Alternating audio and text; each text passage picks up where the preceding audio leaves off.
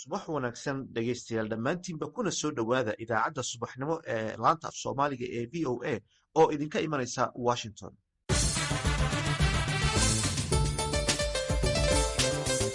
waa subaxnimo axad ah taariikhduna ay tahay 26 bisha sebtembar sannadka 2021. idaacadda saakara waxaa idinla socodsiin doonaa cabdulqaadir maxamed mursal samakaab iyo anigoo ah xuseen barre aadan.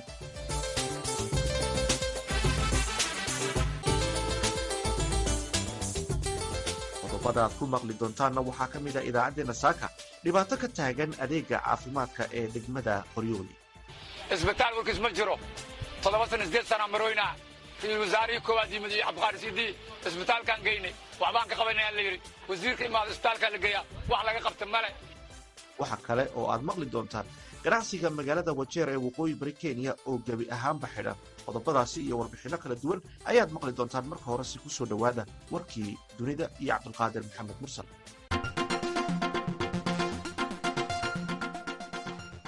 muwaadiniinta jarmalka ayaa markii ugu horreysay muddo ka badan 10 sano u dareeraya goobaha codbixinta hadda maanta ah iyadoo aysan kala caddayn xisbiga ku guulaysanaya iyo qofka noqonaya hogaamiyaha dalkaasi ama in lasoo dhisi doono dowlad isbahaysi.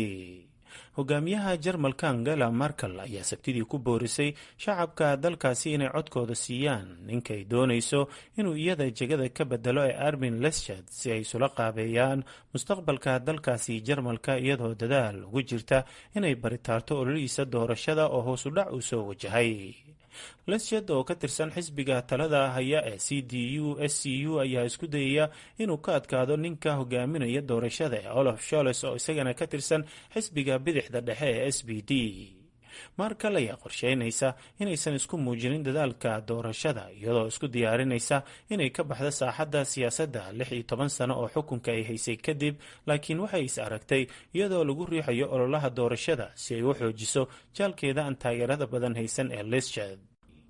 qaramada midoobay ayaa sheegtay in qiimeyn ay ku samaysay dagaalka dabadheeraaday ee muddada 10 sano ka socda dalka Syria lagu ogaaday in lagu dilay 350,000 oo qof oo rayid ah intii u dhaxaysay bishii Maarch ee sanadkii 2011 markaas oo colaadda ay dalkaasi ka bilaabatay ilaa iyo Maarch 2021. xafiiska xuquuqul insaanka ee Jimciyadda Qurumaha ka dhacaysa oo loo igmaday baaritaanka arrinkan ayaa natiijada uu soo saaray u gudbiyey golaha xuquuqda aadanaha ee qaramada midoobay. madaxa xuquuqda aadanaha ee qaramada midoobay Michelle Bachelet ayaa sheegtay in tiradan u dambeysay ee ka badan 350,000 oo ruux ee ku dhintay colaadda lagu saleeyay xogta ay hay-adeeda ka hayso macluumaad laga soo ururiyey bulshada rayidka ah, ururada iyo kuwa laga helay dowladda Syria. tirada ugu badan ee dhimashada dadka rayidka ah ayaa laga diiwaangeliyey magaalada Xalab iyadoo ay soo raacaan magaalooyinka kale ee Dimashq, Homs, Idlib, Homa iyo Tartus. colaadda Syria ayaa dhalisay dhibaatadii qaxooti ee ugu weyneed dunida iyadoo qiyaastii 6.8 milyan oo qaxooti iyo magangelyo doonayaal ah ay u carareen dalalka dariska la ah halka 6.7 milyan oo qof ay ku dhex barakaceen gudaha dalkaasi Syria. dhegaystayaal warkeenii dunida ee idaacaddeenii subaxnimona waa naga intaa.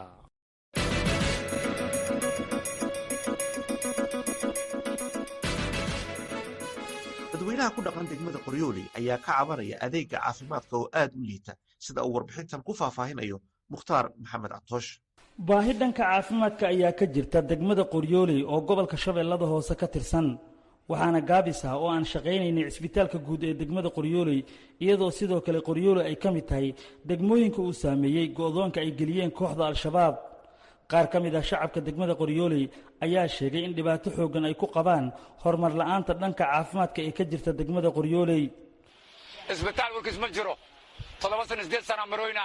ra'iisul wasaarihii koowaad yimid iyo cabdiqaadir siidii isbitaalkaan geynay waxbaan ka qabanayaan la yidhi wasiirka imaada isbitaalkaa la geeyaa wax laga qabta male. naagii umulba waxay u dhammaadeen, dadkii waxay u dhammaadeen shil, cudurro, isbitaal la'aan waaye. qoryoole way duntay, wadda male, waxbarashadii eber, caafimaad male, wadda male. haye naagii umulba waxay u dhammaadeen.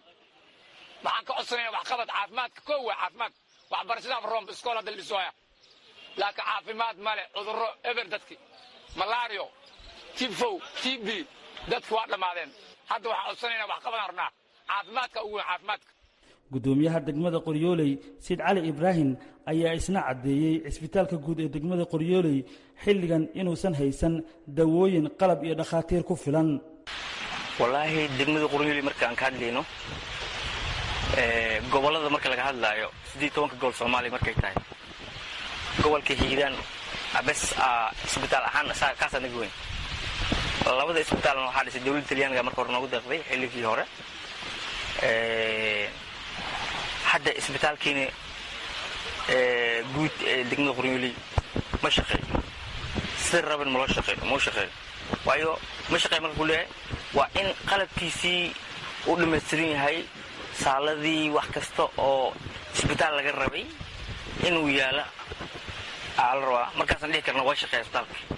oo shacabka bulshadii mujtamacii waa looga adeegaan dhihi karnaa. guddoomiyaha qoryooley wuxuu kaloo sheegay hooyada iyo dhallaanka inay baahida ugu weyn dhanka caafimaadka ay dareemayaan xilligan. haddaan caafimaad jirin nolol ma jiraan. haddaan caafimaad jirin waxaa meesha ka dhalan karaa virus cudurrada kala duwan. haddaan daaweyntii la helin dhakhaatiirtii xarig habeen aan ka shaqaynaynin ma jirto wax nolol ma jirto meesha waa lagu baaba'aa. hooyada iyo dhallaanka laga keenay tuulada ugu dambaysa for example dhankan Malayli dhankan Farsooley dhankan Jirow maamadii meesha laga soo qaaday iyada uur leh oo xaamilo ah 9 bilood iyo suudkooda soo siday markii degmada la keenay ama la keeno waxay u baahan tahay in saalo la saaro. haddii saaladii aan shaqaynaynin marka dhibaatada ugu ballaaran taas waay. tan kale halkan duuma ka jirto kaneeco malaria waayo waa dhul dhawey ah armadow ah kaneecada way ku tarantaa mar walba wayna ka awood badan tahay kaneecada halkan iyo tan bacaadka. marka haddaan daawada loo helin duumadaas maamadaasi aan saalo loo helin mustaqbalka isbitaalka ma fiicin ma qurux badan. wasaaradda caafimaadka dowlad goboleedka koonfur galbeed Soomaaliya ayaa muddo dhowr jeer ku celcelisay inay wado qorshe lagu howlgelinayo cisbitaalada degmada Afgooye iyo kan Qoryooley oo gobolka Shabeellada Hoose ka tirsan. degmada Qoryooley waxay ka mid tahay degmooyinka go'doonsan oo aysan gali karin gaadiidka badeecooyinka. Mukhtaar Maxamed Catoosh VOA Baydhabo.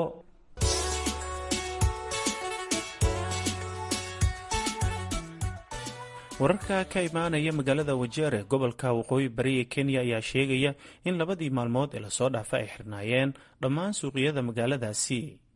warbixintan waxaa Gaarisa ka soo diray wariyaha VOA-da Maxamed Faarax Shire. ganacsatadan ayaa waxay sheegeen albaabada dhammaan isugu dhuufteen goobaha kala duwan ay ka ganacsanayeen kadib markay ciidamada booliiska ay sheegeen culays dhanka badeecadahooda qaabkay u soo galaan iyo qaabkay u iibsanayaanba ay kala kulmeen. Zaaxid bal idhaha waxaana ka mid ahay odayaasha beecsharada Wajeer alaabtii laga keenay Mombasa iyadoo oo la dejinhayo u imaaday gaarigiina uu ka haystay dukaankiina 3 gaari uu ka rartay ninka usbadhiiga wuxuu nagu sameeyay waa gala oo nagu dhacday 1984 tii labaad buu nagu sameeyay oo shil nagu dhacday oo hadda 2021 ah tii horena waxay ahayd 84 bay ahayd. hadda shalay wuxuu soo xusuusiyay ninkaasi waa galadii labaad buu soo xusuusiyay oo hadda uu nagu sameeyay. waxay sheegeen yihiin muwaadiniin Kenyan oo ka soo adeegta qaybo badan oo ka tirsan dalkani Kenya gaar ahaan xarunta adeegga ee Mombasa badeecado kala duwan oo ka yimid magaalada Mombasa iyo Nairobi ciidamada amniga dabdabada u qabadsiiyeen halka qaar kalena ay ka qaateen. aniga magacaygu Maxamed Cabdisalaan waxaan ahay guddiga ganacsatada Wajeer chairman-kooda. marka go'aan waxaan ku gaarnay inaan maaragtay xirna shaqadii ganacsiga oo dhanba aan xirna ilaa xal laga gaaraya oo madaxdii dhulkan aan ka dooran ay ka imaanayeen oo dhibaatadii nagu dhacday xalkeeda laga gaaraya ayaa waxaan go'aan ku gaarnay maanta inaan shaqada iska xirna sideedaba. marka dukaamada maanta way xirnaayeen biri way xirnaanayeen haddii ilaahay yaro sabti axadina way xirnaanayeen ilaa isniinta laga gaaraya inaan shaqo la furin aan ku heshiinay wixii ganacsi oo Wajeer dhan la xira ilaa isniinta laga gaaraya. waxay sheegeen in ciidamada booliiska ku wargeliyeen cabashadooda balse ilaa haatan aysan jirin cid cabashadooda kaalin mugle ka qaadanayso annaka business communities unahan magaaladan inaan noola daraabe aas ninna noo maleesho qoraanka oo derbiyaalka jiif aas noo male aasna dhaha in marka kare noqdo waxa u malaynaa annaka maanta oo sidaan oo ilaahay horta irsaaqadan uu gacantayna yarigeli haddii ninka madaraabadan aas nagu haya ummadda kaloo masaakiinta oo magaalada joogto waxba kama soo reebay magaaladana lagu laynhaya oy ummadayna kubi'i haysa oo xoolahayna lagu gubihaya oo wax si ugu ganacsana aan aqaannaanay wajariistay ku taalla korontalaanan u baannay waa iska gagsanay haddana gaaladii la soo wala bedelay oo magaaladan joogto ayaa haddana daba kacta haddana walaalow waa baannay naf naguma jirto xoolahayna waa la dhacay waxaan gacan ku hayna male biriiska Mombasa laga soo raraa la gubaya Basta Rosa la gubaya uujiya la gubaya nolol annaka naguma jirto mudana aadan keenan xildhibaanka laga soo doorto deegaanka Ceeldaas oo khadka telefoonka igula hadlaya waxa uu sheegay in ganacsatadu goobahoodii shaqada ay dib ugu noqdaan wuxuuna sheegay in cid walba oo dhibaato loo geystay noqon doonto mise sharci ah ay dadkaasi uga doodi doonaan arrimahaas ay u dhaceenna waan dabagalnay waan la wada soconnaa waxaan dadweynaha wajeer u sheegaynaa waan ka xunna wixii dastuur jibina oo lagu suubiy marka dadweynaha wajeer waxaan u sheegaynaa arrintii waa dhammaatay wixii dhacay booliista waa lala hadlay maantana waa aragteen wax booliis oo meelahaas jooga ma laha waxaan le businessyaalkiina furto dadkii dhibaato gaartayna sida jidda aan ku soo mareena aan qorteena wixii dhibaato gaaray dadkii la mari lahayna aan mareena marka annagan waxaan u sheegaynaa waa garab taagana guddi hagaajiya wixii dhibaato liin geystay qorto annagana waan in garab taagana koobina noo soo diro saraakiisha ugu sarreysa ciidamada booliiska ee countiga wajeer oo xiriiro kala duwan la sameeyey dhammaantood ma aysan ahayn kuwo taleefanada qabanayay waxaana xiriiro kala duwan la sameeyey hogaamiyaasha bulshada haatanna xaaladdu waxay sheegeen inay degan tahay haatanna la isku dayahayay in suuqa tartiib loogu soo noqdo balse waxaan isku dayi doonana xiriiro kale la sii sameeya laamaha amniga si ay uga jawaabaan xaaladda dadkaasi uga cabanaya xaaladda ganacsatadaasi haatan ay ka cabanayaan guud ahaan countiga wajeer buuq iyo qalalaasay isqabqabsi fara badan ayaa ka jiro iyadoo hogaamiyaasha ugu sarreeya countigaasi wajeerna isku mandhaafsan yihiin cidda ugu sarreysay ka arriminaysa countigaasi wajeer maxamed faarax shire v o a Garissa.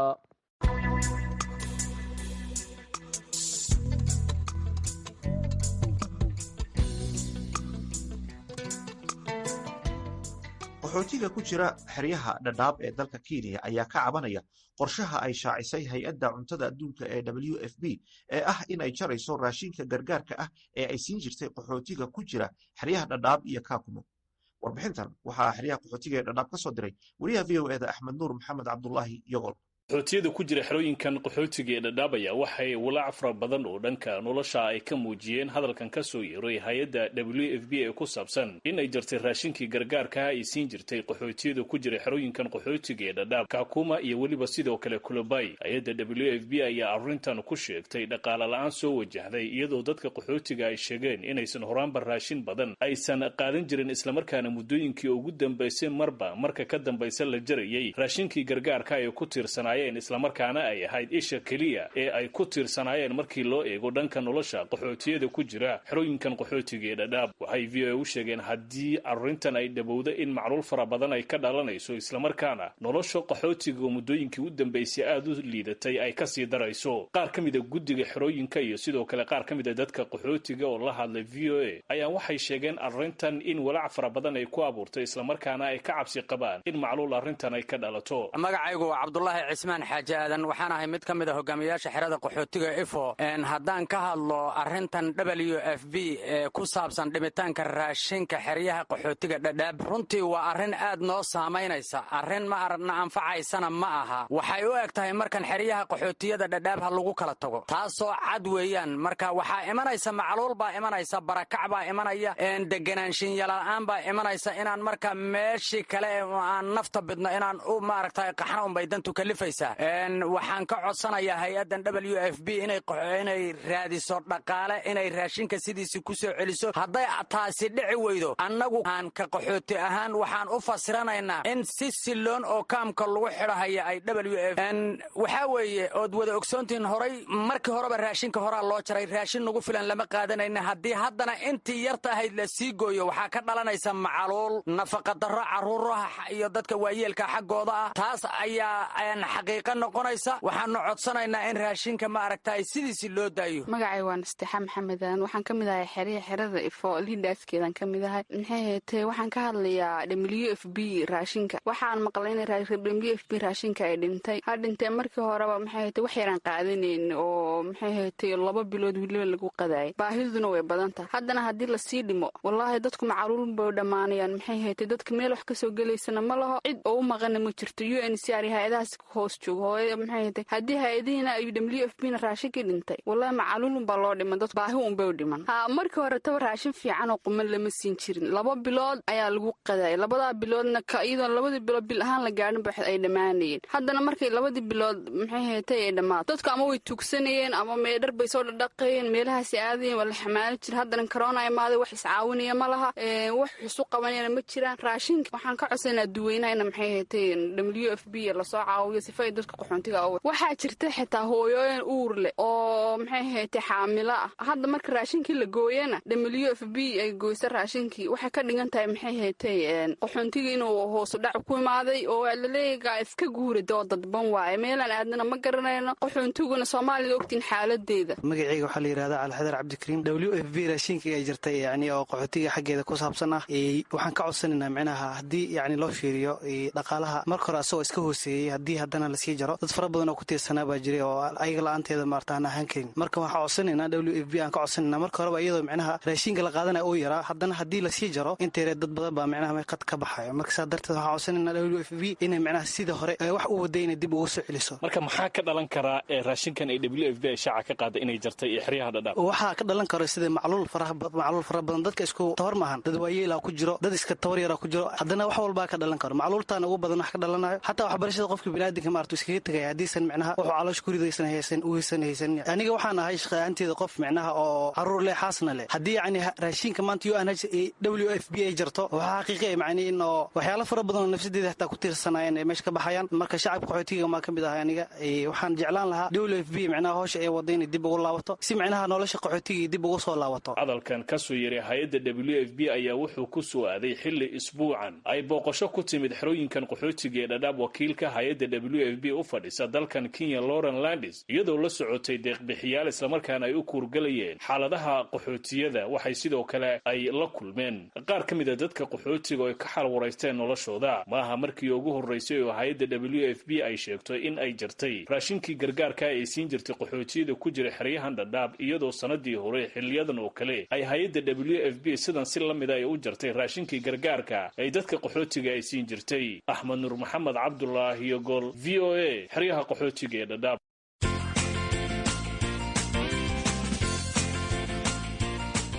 haddii ay ku dhaafaan wararka iyo barnaamijyada ka baxa VOA waxaad kala socon kartaa iyagoo faahfaahsan boggeenna voasomali.com bogga voasomali.com isla marka aad furato waxaa kuu soo baxaya wararkii ugu dambeeyey oo qoraal maqal iyo muuqaalba ah waxaa kale oo aad arki kartaa barnaamijyada kala duwan ee sida joogtada uga baxa idaacadda VOA waxaana ka mid ah oo ugu horraynba ishaadu ay qabanaysaa barnaamijyada kale ah faaqidaadda toddobaadka martida mikrofoonka cawayska Washington dhaqanka iyo hiddaha iyo barnaamijka muuqaalka ah ee qubanaha haddii aad fallaarta kuu soo muuqan doonto sii taabato waxaa iyaguna kuu soo baxaya halka aad ka heli karto barnaamijyo kale oo dheeraada sida barnaamijka wicitaanka dhegaystaha waa go'aankaaga barnaamijka caafimaadka iyo barnaamijka hambalyada iyo heesaha VOA Soomaali waxaad mar waliba ka heli doontaan warar cusub iyo muuqaallo ku raalligeliya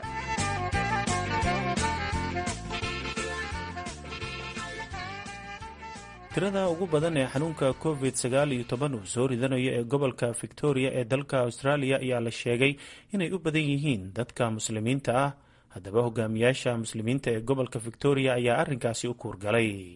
wariyaha VOA-da ee qaaradda Australia Ibraahim Cumar Baafa ayaa arrinkan ka wareystay xogayaha masjidka Preston ee magaalada Melbourne Cabdicasiis Qoryooley dhimashada iyo dadka isbitaalada ugu jira caabuqa COVID-19ka gobolkan Victoria waa muslimiin haba u badnaadaan muslimiinta ku hadla luuqadda carabiga mana aha gobolkan oo keliya gobolka New South Wales ee Sydney xaruntiisu ay tahay sidoo kale dadka ugu badan waxaa weeye dadka muslimiinta ah iyo xaafadaha muslimiinta ee ay degaan maxaad is leedahay marka cudurka waa uu ugu badan yahay soo riidashadiisa dadka muslimiinta ah ee ku nool gobolkan? badnaashaha covid-19 inuu ku badnaado muslimiinta dhexdooda waxaa keeni kara labo. sida aan ognahay dad badan ayaa waxay aaminsan yihiin in uusan jirin cudurka covid-19 ama ay ka qabaan dareen in tallaalka covidku uu ka dhib badan yahay cudurka covidka laftiisa. taasi waa mid. wararkaas aan saxsanayn ee been abuurka ah dad badanna maaragtay jahwareeriyey ayaa runtii aada ugu badnaa muslimiinta dhexdooda oo ay ku wadaagayeen baraha bulshada iyo dhexdooda. marka taas qayb weyn bay ka tahay, waana waxa ugu weyn oo ay dadku intooda badani u diidayeen inay qaataan tallaalka amaba aysan u hogaamsamaynin awaamiirta hay-adaha caafimaadka ee ah kala fogaanshaha iyo isku imaashaha. dhowaan hogaamiyaasha muslimiintu waxay booqdeen isbitaalka weyn ee la dhigay bukaanada uu soo rito cudurka. adigu waxaad ka mid ahayd dadkii ka qayb galay booqashadaasi, maxaad kula soo kulanteen? 2 maalin ka hor isbitaal ka mid ah isbitaalada ugu waaweyn halkan ayaa waxaa albaamaha loo furay hogaamiyayaasha muslimiinta oo aan booqanay. waxaana ku jiray isbitaalkaasi 40 qof oo ku jiray ICU-da amaba intensive care unitska meelaha ay yaqaanaan dadka xaaladooda liidato la geliyo. kullina waxay ahaayeen muslimiin. isbitaalada kale sidoo kale waa lamid ee gobolkan ku yaala. 95% dadka la dhigo isbitaalada ee loo dhigo abuqa waa muslimiin. waxaad moodaa in si gooni ah uu ugu fiday cudurka covid-19 ee muslimiinta dhexdooda. taas ayaana runtii keentay in baaq aan dirno haddii aan nahay ururada muslimiinta oo ay ku jiraan masaajidka Preston oo aniga xogayaan ka ahay iyo golaha dhaqaatiirta muslimiinta ee Australia, annaga oo ka codsanayna dowladda federaalka ah ee Australia in ay la soo gaarto dheeraad tallaala ah oo markaas la geenaya goobaha ay ku badan yihiin xaafadaha dadka muslimiinta ay ku nool yihiin si dadka loo gaarsiiyo tallaalka. baaqiina marka dowladdu dhexe ma ka soo jawaabtay codsigii aan u jeedinay dowladda federaalka wasaaraddeeda caafimaadka ayaa ahaa in la keeno tallaalo dheeraad ah. runtii dowladdu waa ay kasoo jawaabtay waana la keenay. waxaana hadda socda in tallaalkaasi la geeyey meelo dadku muslimiinta ahi ay kalsooni ku qabaan sida masaajidda oo kale. marka hadda 2 masaajid ayaa laga bilaabay hawshii tallaalka oo dadku ay ka qaadanayaan. wiigina waxaa lagu tallaalaa 10,000 oo qof halkii masjidba. sidoo kale museumka madxafka ee muslimiinta ee Victoria Australia ay ku yaala Victoria sidoo kale waxaa laga bilaabaya usbuuca bilaabanaya isliinta soo socota. dadka hormuudka ah ee hawsha wadana waxaa ka mid ah shaqaale caafimaad oo intooda badan ay tahay Soomaali. waana lagu jiraa in maaragtay masaajida kalena sidoo kale la geeyo tallaalka oo dadku ay u yimaadaan. tiradan sii kordhaysa ee dhimashada iyo soo riidashada cudurka muslimiintu dareen intee la-eg bay ku haysaa? dareen iyo xanuun bayna runtii ku abuurtay dadka muslimiinta ah marka la arkay tirada cudurka uu hayo oo boqolaal ah. hadda dadka tirakoobka aan ku hayno muslimiinta ah ee guryahooda ku xayiran ee laga helay cudurka covidka ama ehelkooda laga helay waxay kor u dhaafayaan 3,000 oo qof. marka inta isbitaalada ku jirtana intooda badan waxaa weeye dad muslimiin ah. magaalooyinka waaweyn ee waddankan Australia ayaa weli xayiraad adag saaran, waxaana la qorsheynayaa in dabayaaqada sanadkan la qaadi doono haddii bulshadu ay qaadato talaalka 80%. Ibraahim Cumar Baafe, wararka VOA, magaalada Melbourne, dalka Australia. kaasi waxa uu ahaa cabdicasiis qoryooley oo ah xogayaha masjidka Briston ee magaalada Melbourne. wuxuu u waramayay wariyaha VOA-da Ibraahim Baafo. haatana dhegaystayaal aynu ku wada nasanno mid ka mid ah heesaha dabacsan ee aan saakeydii ku talagalnay.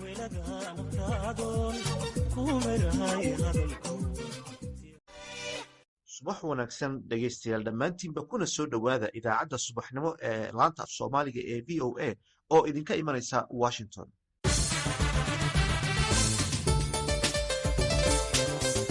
waa subaxnimo axad ah, taariikhduna ay tahay 26 bisha sebtembar sannadka 2021.